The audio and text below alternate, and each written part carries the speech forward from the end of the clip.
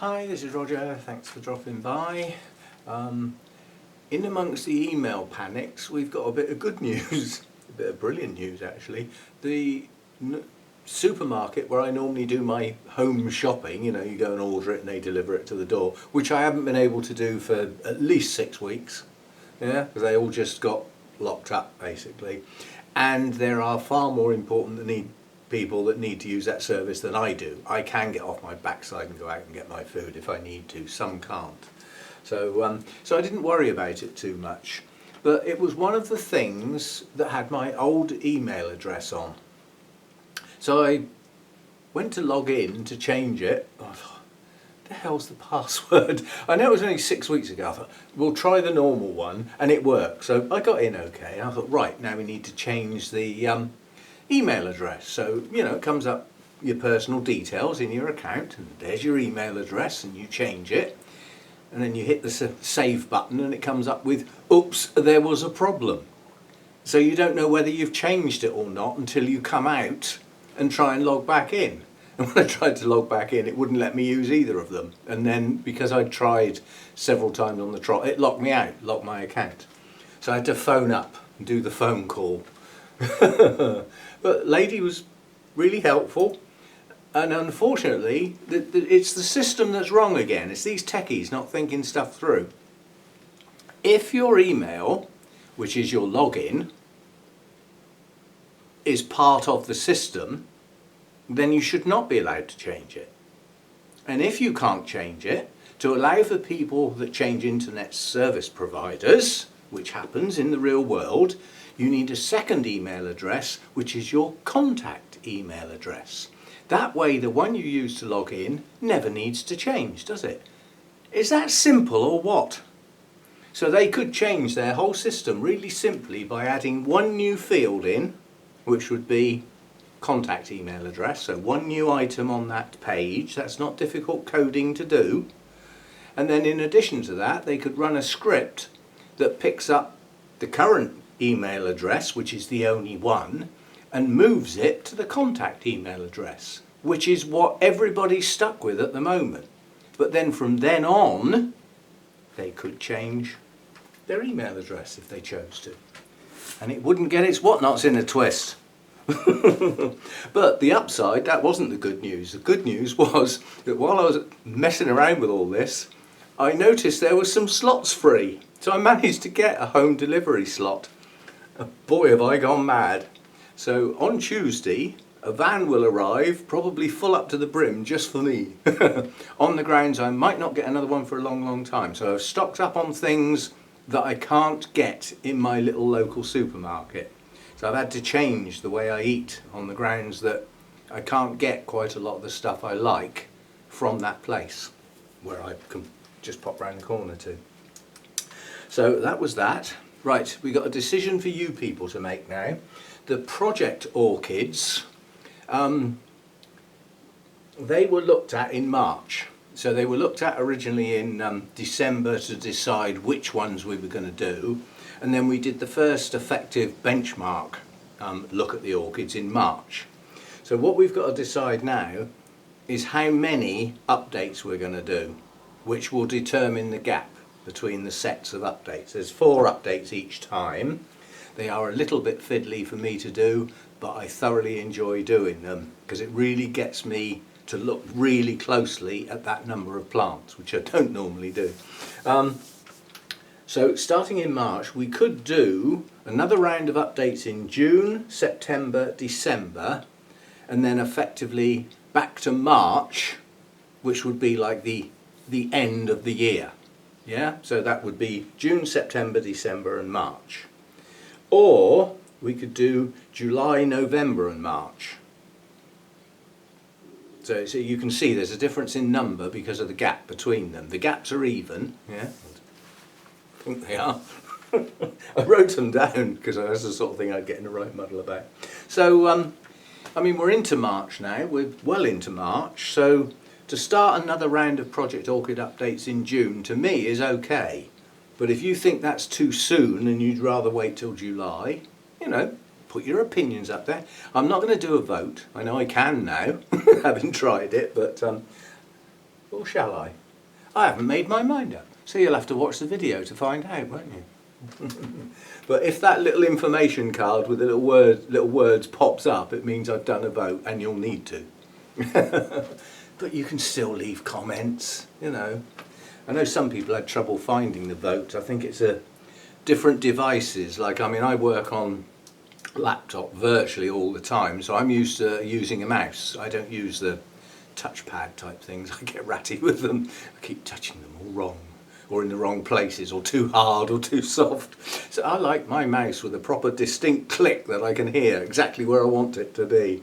But on a device that hasn't got that type of pointing element to it, where it's all based on taps and swipes and things like that, you probably had to tap the screen to get that information card to come up.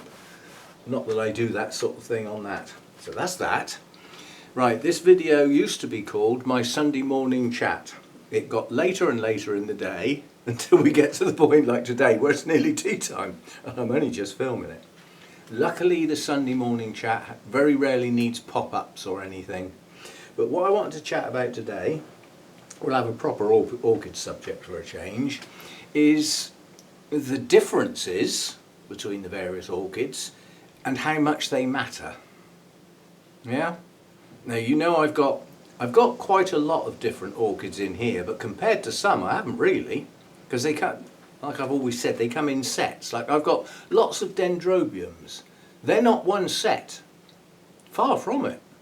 There's major differences in amongst that genus of the ones I've got, and I could even have some more that made yet another difference, you know, a different thing. I've got quite a lot of Oncidium types, and they're intergenerics, and elements representing the Oncidium alliance, like the Brassias, the Miltonias, Oncidiums themselves, some intergenerics that are none of those, all just mixed up together. We've got some Cattleyas, some Lalias, all Cattleya alliance, and we've got others. We've got oddities, so we've got some that I've only got one of. So let's start with that very specific one. That. Ancelia africana. It is the only species in the genus. So how are we going to work out the differences between the various plants to work out how to look after that one then? You can't, can you? There is only one. And all I know, well, what I know about this is there's two nice strong new growths coming, I do know that. But this lives right up in the treetops, in quite warm places. So it's not a cold grower. And if it lives up in the treetops, it's striving for light. So it's going to be a highlight orchid. What do we also get when we stick there? If you remember back to your youth when you climbed trees, if you managed to get to the top and stick your head out, what happened? It blew your wig off, didn't it? So I would suggest quite high airflow if it's right up in the tops of the trees. It's not in a sheltered position, is it? So probably good airflow, definitely high light. But what about watering? Well, you have to start looking at the environment. The clue's in the name, Africana. Yeah, it comes from Africa. Yeah, well, which bit? There are bits up the top that virtually get no rain. And there are places where you've got torrential rains, as in, you know, jungle type rains, true evergreen forest type things. So which bit? Do I know? No. Do I need to know? Possibly. Depends if it starts going downhill. But at the moment it's not, it's growing. That's still doing nothing for quite a while. Now it's decided to grow. So I'll class that as sort of okay. So do the differences matter on this one? When does this get watered? It gets watered when I water my mounts. I don't do anything different because this one comes from a different continent. Yeah? The only difference really on this one that does matter is getting it in the best light I've got. Do watering and feeding, it doesn't really need to be any different to any of my other mounts. Well, certainly not this time of year anyway. That's the other thing you need to think about as well. If it comes from Africa, there's a magic line that runs through the middle of Africa somewhere there called the equator. So which bit does it come from then? North or south? Because if it comes from quite a long way south, it could be totally out of season.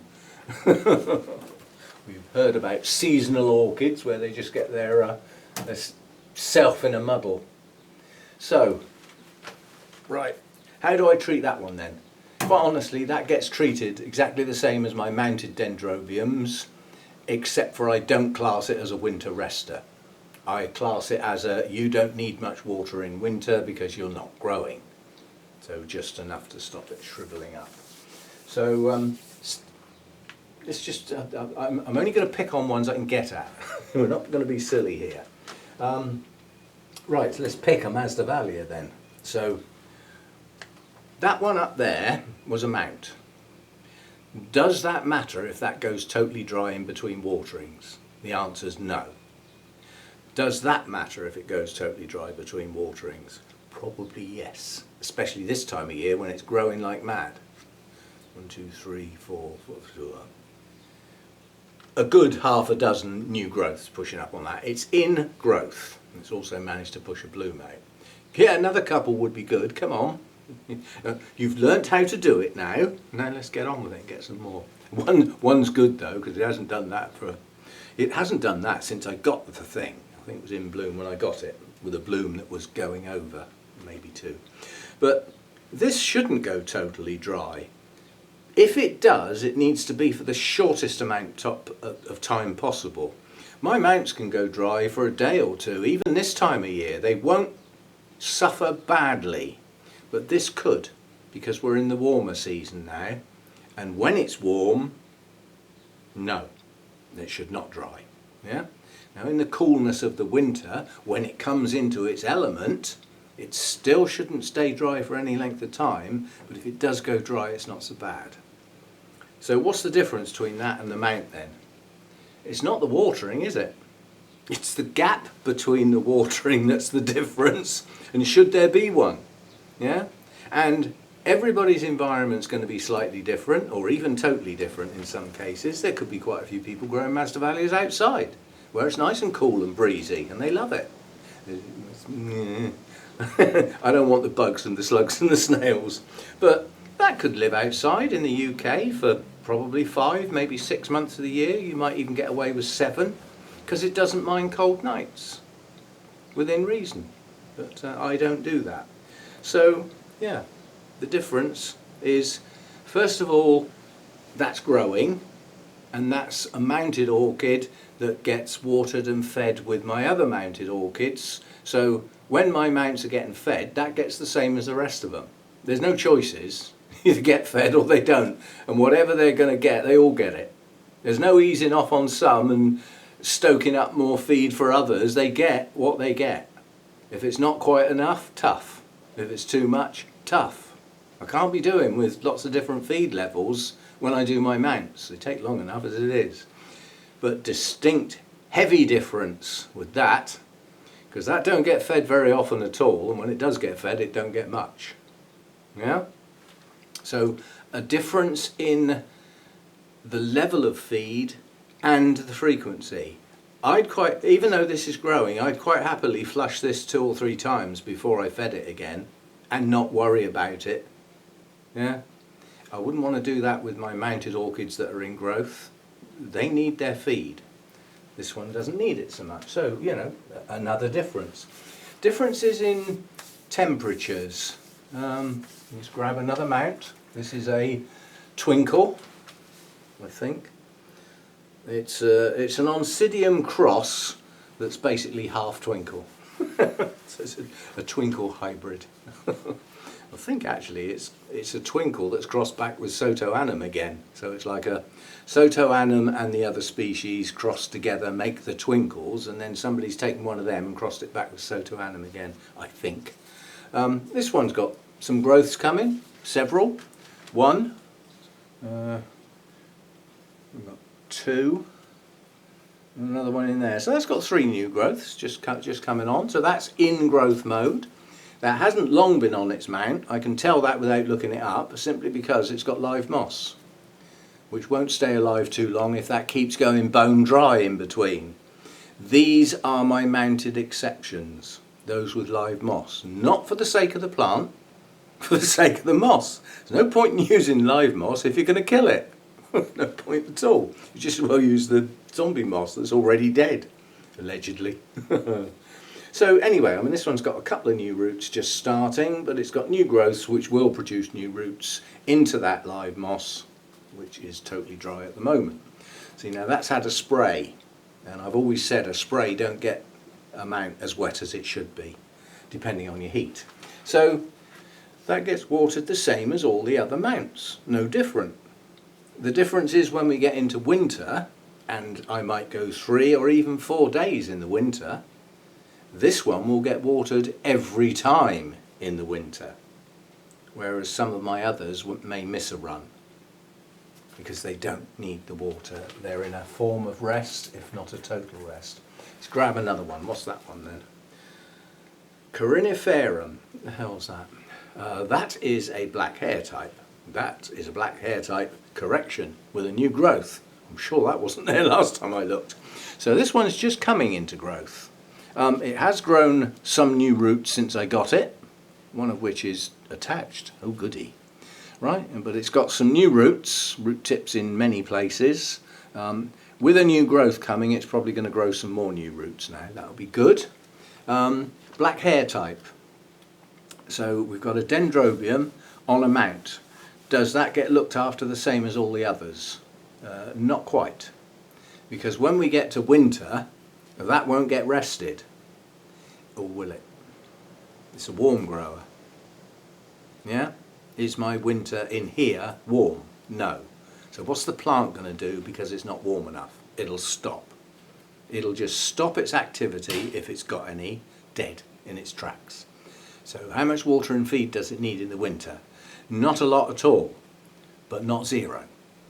In fact, none of my orchids get zero. I don't do that sort of thing. So a difference. It's still a mount, it's still got live moss, but there will come a difference depending on time of year. Alright, we won't do too many more mounts because they all have similarities. Let's grab a Tulumnia. Sorry, just grabbing one that hasn't actually got flowers on it, although it's got a spike. Well, this is just coming into growth as well. Oh goody. This is my only species, Europhila. And it's not looking as good as it has done in the past. And a lot of that is due to older parts of the plant that have died off that I haven't trimmed. And so it's looking a little untidy. A little bit of trimming, spending a couple of minutes, would make it look tidy again. Am I bothered? Not really. Spikes are coming on. I'm starting to show a little bit of colour on that one. But all I've got is branches because some clumsy oaf actually broke the spike off on the roof. So it's a mount, yes. Technically it's an oncidium, but it's an oncidium type that was different enough to be given its own genus. Still part of the alliance, but it was given its own genus, Tulumnias, and they are excuse me, distinctly different to normal oncidiums in that their leaves are very fleshy and succulent-like. Nothing like the wispy, flimsy little things that you get on your normal oncidiums. So, a different plant. Why is it different? It's a twig epiphyte. So where it grows naturally, you very rarely find the roots in anything. They're just hanging on to twigs, so they're not in stuff. Therefore, they have no real means of staying hydrated, which means they need to be hydrated incredibly regularly. These come from the Caribbean basin, basically, so a lot of the islands and parts of the coastline around the Caribbean. It's a giveaway, isn't it? So they're never far away from the ocean, are they? And what do we get near oceans? Moist air. And when it's warm and there's moist air around, I don't care how warm it is during the day, the temperature drops down at night. And around dawn, something very special happens. It's called morning dew. And when you're in a twiggy environment, any moisture on those twigs just runs down to the underside of the twig. That's where the roots hang out. So they get watered every single day, and they've adapted to take that water in fast because it ain't going to be there long. As soon as the old current bung comes up, that's it, the heat comes back. And although the air is moist, near the oceans again, and there'll be air movement, it's very, very rare do you get still air near the ocean. There's always a breeze of some sort, and it's moist air as well. So that's their environment, so they're different. Do I water those any different to my other mounts? No. Do they go a day without getting watered occasionally? Yes. Are they all dead? No. Does it matter? Yes, it does really. They would grow better and do better if they got watered every day, early in the day. That's their natural time to hydrate. And it would do them the world of good to give them a spray later in the day, again, a second watering on warm days. Do they get that from me? No. Are they all dead? No. So the difference should be catered for, but I'm ignoring it because I haven't got the time or the energy or the patience or the bother factor. So that's why they don't get treated any different. In the winter time, whenever my mounts get watered, they get watered, because they slow down a bit in the winter, but they don't stop growing, or mine don't. Now, there's a thought. Last year, part of the winter, I didn't have my heater running properly on a good thermostat. It was running on its own thermostat for some of that time, which is not very accurate. Looking at another thermometer in here, that was not very accurate at all. But I managed to get it adjusted, and when we come to the winter this time, it will go back on a proper thermostat.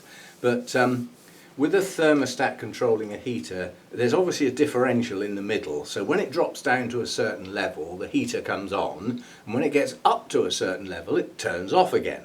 If it didn't, it would get pretty hot in here, wouldn't it? So that's the differential. And I run on 2 degrees.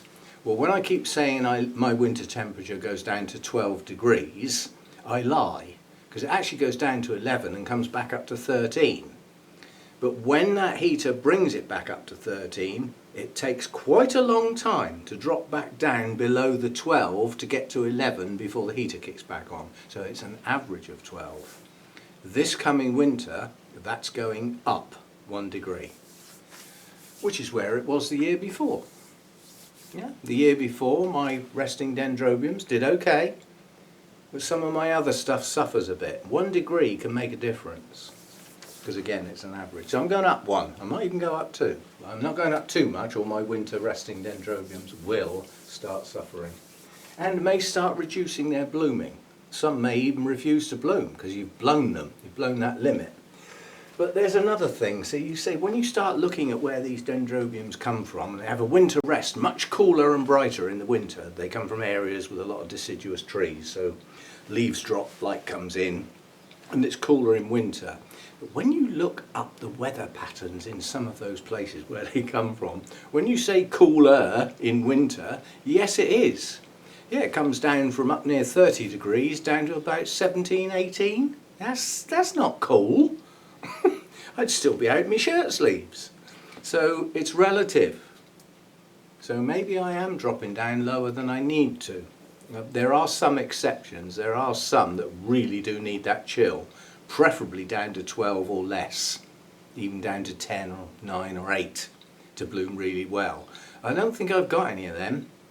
You know, so I could get away with staying a little bit warmer, and then a third of these orchids wouldn't be quite so uncomfortable, and that's the ones that are intermediate, true intermediates. You know, they shouldn't get so cold in the winter.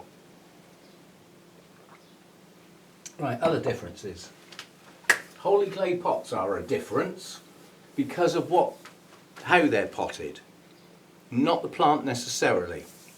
If you think about it, a cattleya is almost the same as a solemnia. It likes to dry in between watering.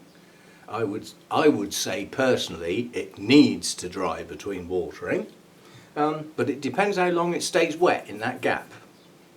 Because if it stays wet for a long time, then when it does finally dry out, if I had that situation, I'd let it stay dry for a couple of days and make sure it really was dry, because they shouldn't stay wet for a long time. The quicker the wet-dry cycle, the more often you water. The more often you water, probably the more often you feed and the more often a flush would come round. It's benefiting the plant by having a shorter gap, including how quick your flush comes round. Yeah? If your plant's staying wet for 2 weeks and you feed 3 times and then flush once, how long is it going to have to wait for a flush? The season could finish before it gets flushed. So the interval makes a lot of difference. But all of my Cattleya types are in holy clay pots or mounted, so they dry quickly. And to aid the ones that are potted, they've gone in the holy clay pots and have only got large bark in there. So I could pour a gallon of water through one of those pots. It'll still be dry in 2 days. And this time of year, yeah, in the winter, 3, maybe 4 days. But then in the winter, it'll probably get 2 full days of dryness before it gets watered again. Why? Because it's not growing much. Keep coming back to that. What's your plant doing? Is it chucking new growth out, new roots and spikes and stuff? Well, feed it and water it then. It needs it. If it's sitting there looking at you stupid, I'm not going to do anything. I'm not going to grow this year. I'm not going to do anything at all. Well then, sorry mate, you don't get any food and you don't get much water. Right, another difference then. It's still an Oncidium by definition, still in the Oncidium alliance. This is my little Psychopsis. New plant relatively, live moss again, yeah. And since I got it, it's matured the 2 new growths that were on it when I got it, but they were quite small. So they have matured. That's this one here and this one here, one each side basically. And I don't know whether you're going to be able to see it, but on the end of my finger is something starting to grow. I don't know what it is. It could be a spike. Although I think this plant's a bit young to be starting thinking about spiking. But where it's coming from is in a strange place, because it's coming out from the base of a very immature bulb with a small leaf. I would suggest a bulb that was produced when it was very young, not far off a seedling. Yeah? But there's something coming out the side. A new growth off an old seedling bulb sounds odd, but then so does a spike. So we will wait and see. Does that get treated any different? No, but it should be. Does the difference matter? Yes, it does. Can I do anything about it? No.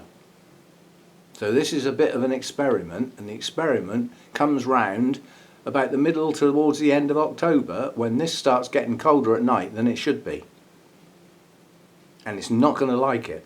It depends how tolerant it is. Well, it got through the last winter, and this coming winter it's going to have a little bit more help. But fundamentally it just stops in the winter, and yet the 2 new growths carried on and matured, but incredibly slowly. If you can get one of these with a decent root system in the right environment, they grow like mad. Really, new growths chucking out, multiple spikes, you get the lot. Good root systems, but they've got to be in the right environment, and mine isn't. First of all, it's not humid enough in here. 75 average sounds pretty good, doesn't it? Yeah, 85 would be better for this one, and not too much of a drop with the nighttime temperatures, and this would be happy. So it's not happy, but it's surviving. Can I treat it any different to the other mounts? Not really. I can just make sure that when I water my mounts, this one doesn't get missed out. Yeah? Should it go dry between waterings? That's debatable. Depends where you read the magic words, ancient scrolls, books, talk to people who've got a few. You'll get different answers. Yeah? Some say they should never dry out and constantly moist. And others say it's beneficial to let them dry in between watering. Or both? Or is it just not fussy? So again, does the difference matter? Probably not so much, but the difference that I would like to change is to keep it warmer. So another type, Oncidium alliance. What else? Let's have a look at something else. What else have we got then? I don't want to go too far off normal, because I do have some oddities. Oh, you'll be pleased about this. Oh, let's see if I can get down here. You won't be pleased about the fact that my back's been hurting for the last couple of days, and I think it's where I've had to solve my email related issues. I've been sat at that computer far too long. Plus I've got a new game on the computer. I don't mean things going up and down as shooting type. I've found there are quite a lot of live nest cams around my country, and I love birds of prey, so I've now got a set of 5 that I'm happy with. I don't really want any more, and I cycle round seeing how they're getting on. I've got 3 Osprey Nests. One is in the farthest of West Wales, the very south of Snowdonia, and that's got a smashing camera on it, and the camera, it's on a platform, huge big platform nest ospreys have, and they've erected a pole with a perch on it at a distance that's also in shot. So you've often got both birds in shot at the same time, the male and the female, and they swap over incubating the eggs quite frequently. 3 eggs for ospreys, very rarely 4, and occasionally 2, but 3. So they're progressing nicely. Then I found another one that has the highest quality camera. That's right up in the Highlands of Scotland, in the middle of flipping nowhere. Where they get the power for the camera? Anyway, that's got a quality camera on it that's quite close in, so you get a really good view of the birds, but what you don't get is the view of them approaching the nest and flying round. It's more, here is the nest sort of thing. But that pair has sat on 3 eggs. And then the other osprey one I'm watching is a little bit sad, but it's just up the road. It's 5 miles away, somewhere around Poole Harbour. You know, I know where it is by process of elimination, even though I've never seen it, but they're not disclosing its position. It's not going to be successful. I sort of say it's a little bit sad. It's a female osprey, quite a young one, that's come to maturity this year and returned and has laid 3 eggs, one of which is broken, but they're not fertilised. She hasn't got a mate. The one that she was hanging around with last year, around the platform, that they were hoping would make a nest, didn't. And this year she's come back, tidied up the nest, made it look pretty, laid 3 eggs, and her partner hasn't turned up. So they're not fertilised. Now she still comes back to the nest every day. She covers the eggs up when she leaves, puts some twiggy mossy things over the top of the eggs, and she comes back and takes it all off, tidies it all up and sits around looking at the sky, but she hasn't got a mate. And soon the osprey migration season is going to be over as we head to the end of May, so everybody's hoping, if that nest is successful, it'll be the first time that ospreys have bred on the south coast of England in 200 years. So it is quite special. And then I've got 2 webcams on Peregrine Falcons. That's quite funny watching them, because when they're walking around and feeding their young, they look quite clumsy until they take off. And then you realise you're looking at the fastest creature on the planet by quite a bit. And when they get in the air, they're just something else. But anyway, I've got 2 of those. One of those is on Winchester Cathedral, and the other one is in Bournemouth, just up the road again, and it's in the University Clock Tower. So they don't have to worry when it rains, because they're in the clock tower. So permanently dry environment. They don't have to worry about the weather. But she laid 4 eggs and only hatched 3, one of which has just been shoved to one side now because it's not going to hatch. But the one in Winchester, very, very rare.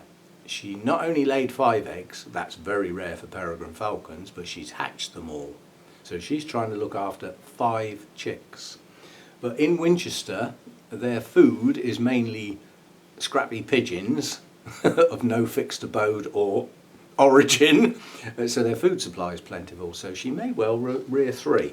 Anyway, back to why I picked this one up. When I picked this one up and I said, whoopee, this spike here was hiding under this leaf, what I didn't realise there was another one heading out the other side. So this Oncidium, that, given my previous history of spikes on this one, IEVM, that's going to be a good spike if those buds all open. 1, 2, 3, 4, 5, 6, 7, 8, 9, 10, 11, possibly 12. 11 or 12 blooms on that spike. I doubt if this one's got as many, but it snuck up on me, this one. 1, 2, 3, 4, 5, 6, 7. 7 or 8 is what I've been used to in the past. So we've got one excelling and the other one not. But why have I picked this one up? It's just an Oncidium type. Okay, it was originally called Odontoglossum naeviem, and therein lies why this one's different. It's a cooler grower than your average Oncidium, or Oncidium intergeneric, or some of the others in the Oncidium alliance. It's a cooler grower. It also needs a little bit less light. Not a lot less, but some. Yeah? So this needs a slightly shadier position than some of the others. And by looking at some of these paler leaves, it didn't get it last year, did it? We've done that story to death. But yeah, there are other new growths on this plant, but can I treat this one any differently to help it? And the answer is yes, I can. I can stick it on the floor in the line of fire of my inlet fan. And under normal circumstances, for my extractor and inlet fan to turn on, it means it's got up to about 27, 28 degrees in here. And I need to change the air out and cool it down.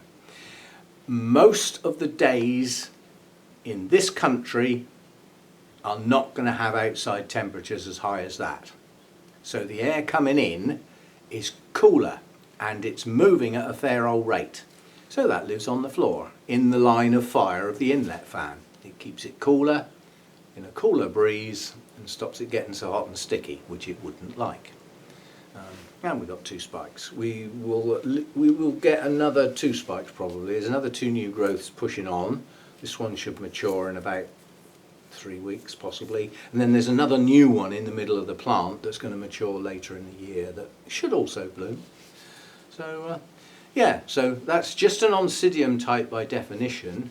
Unless you looked it up, the chances are when you bought it, it would have Oncidium on the label and you wouldn't know. Looking at the blooms is a bit of a giveaway, but so yes, that one is different. Can I treat it differently? Yes. So I can accommodate the difference on that one. So I do. Right, that's that. What else? I don't want to go all day on this. Here's one. This is a mounted orchid. I've forgotten what this is and it's got no flipping tag on it. Trust me to pick up that one. It's either an encyclia or an epidendrum. Encyclia, I think. But I got this off Milan at the Christmas auction, at the Christmas do. This has got a nice new growth coming and is starting some roots, getting going again. I thought there was a second new growth on this. Yeah, there's a second new growth at the base of that one. So we've got a new growth pushing on and another one just starting. Is this one any different to the other mounts? I haven't got a clue. Do I treat it any differently? No, because I haven't got a clue. Should I look it up and deal with it? Yes. Have I? No. Does it matter that much? I doubt it very much. I doubt if that single plant could be that much different to what's going on out here, either temperature wise, light wise or watering frequency. So although I don't know how to look after that, it's just going to get treated the same as all the others, whether it likes it or not. And the fact that it's pushing up some new growths, it's at least putting up with it. Whether it likes it or not, I can't tell. So that's that. So there are differences in the plants. In a single environment like this, I can only cater for them to a degree. And I'm never going to be able to cater for them totally. So the simple answer is to buy plants that are happy with the general thing that goes on in here. So they're reasonably happy with my winter temperatures, they're reasonably happy with the humidity level and the heat and the light. It's like in the middle. Those that hang out the ends are not going to be as happy, and some of them are not going to be that happy at all at certain times of year. My warm growers are not happy in the winter. My cool growers are not happy in the summer. And some of those really aren't happy and they just stop growing. And some of them suffer a bit because it sets them back and then they have to restart again. But I've got them They ain't dead yet. So the differences are there, I'm aware of them, but there's only so much I can do. The simple answer would be to get rid of those at the extremes so that I never have to worry about them again, leaving room for ones I know are going to be okay. What do you think I've been doing over the last year?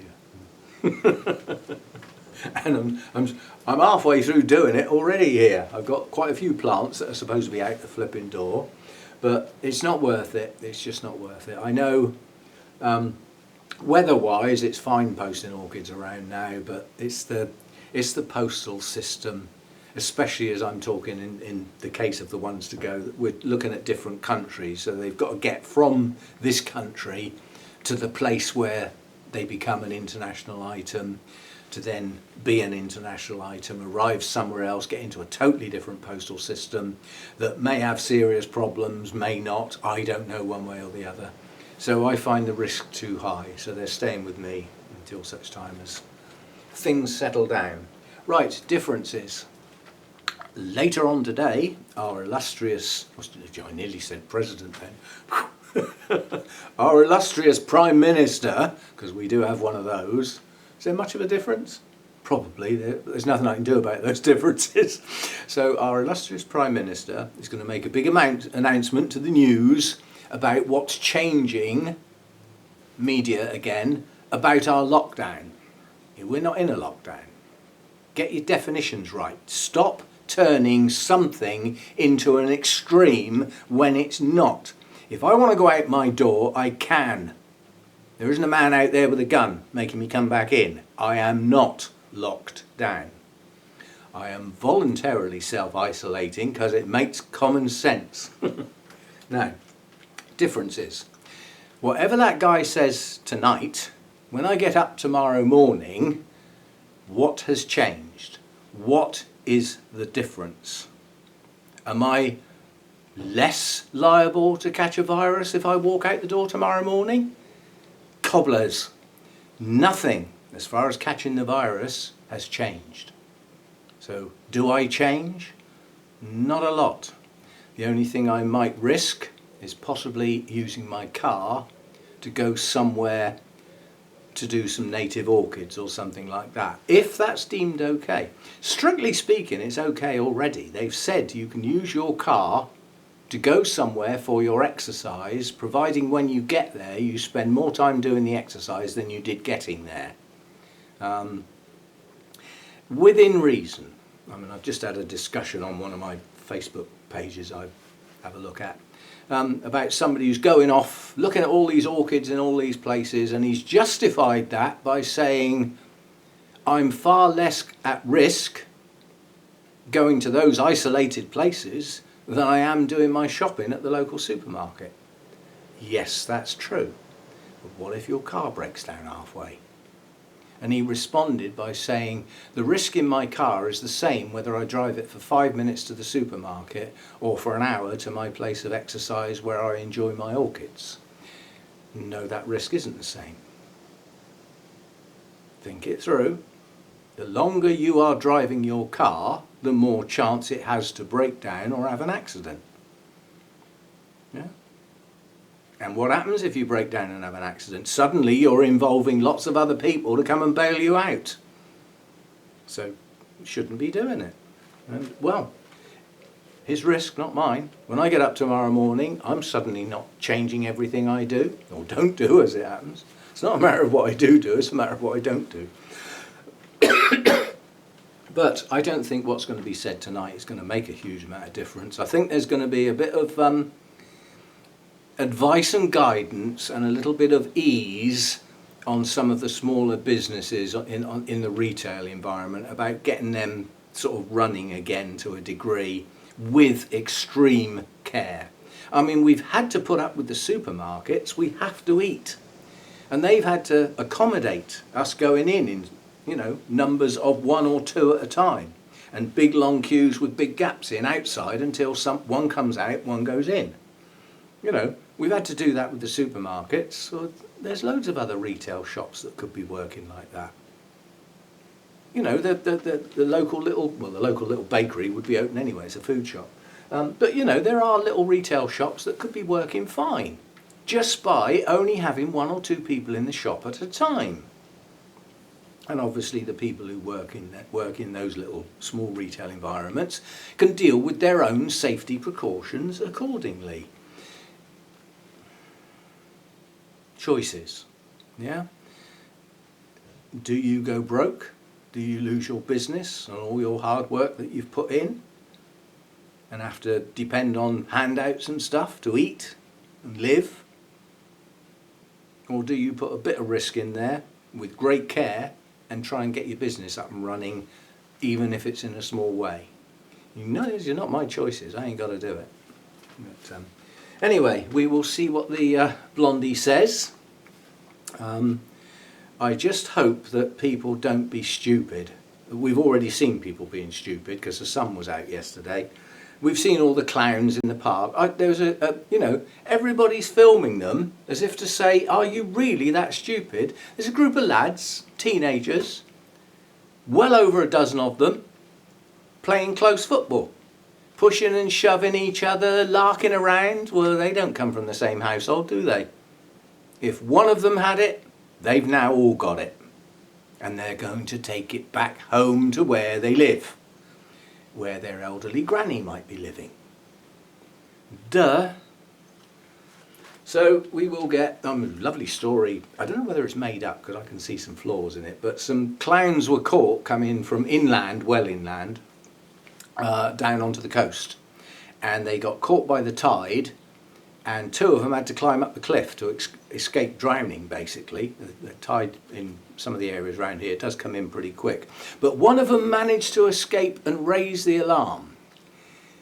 There's a group of 3 people and the tide's coming in. How come one of them gets away and 2 don't?